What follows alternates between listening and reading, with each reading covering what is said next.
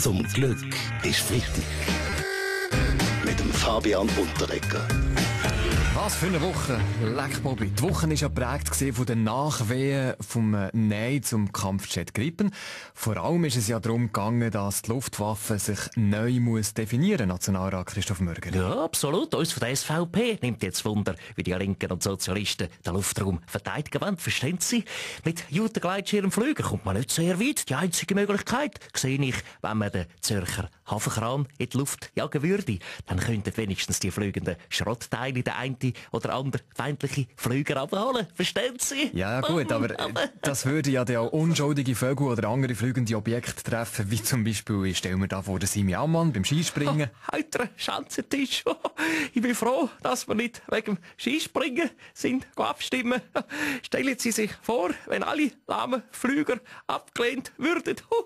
Dafür hat es ja diese Woche nachher, nach dieser Abstimmung von der Linken Jubel gegeben, vom grünen Nationalrat Bastian Giraud. Von der Linken, aber auch von den Geilen. Also wir von den Grünen hätten den Gritten gern unterstützt, wenn er A, grün und B, für mindestens 8 Personen und mit Kindersitz und Gepäckträger konzipiert wäre gesehen.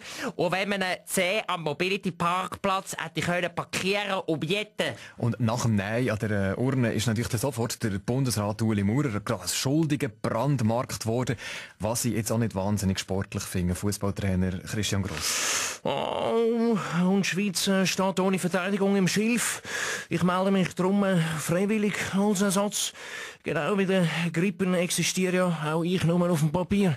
Bleiben wir doch gerade noch ein bisschen beim Fußball. Der Gripen, der fliegt nicht, dafür der Murat Yakin fliegt zwar raus beim FC Basel. Wer übernimmt? Ottmar Hitzfeld, ihr wäret frei nach der WM. Ja, nein, auf den Kasernen muss ich sie korrigieren. Meine Agenda ist auch nach der WM brechend voll. Was macht ihr? Ein anderer Club? Nein, ich bleibe gerade in Brasilien und mache 2-jährige Ausbildung zum Kakadu-Trainer. Kakadu-Tanzlehrer, besser gesagt. Kakadu? Ja, der Vogel. Die meinen Flamenco-Tanzlehrer. Moment, also dir als Flamenco-Tanzlehrer? Ja, Flamingo-Tanzlehrer und Tanzschule in Lörrach ist mein Traum. Schließlich kenne ich mich aus. Wir sind die Fußballer über die Jahre lang genug auf der Nase umgetanzt. Zum Glück ist Freitag.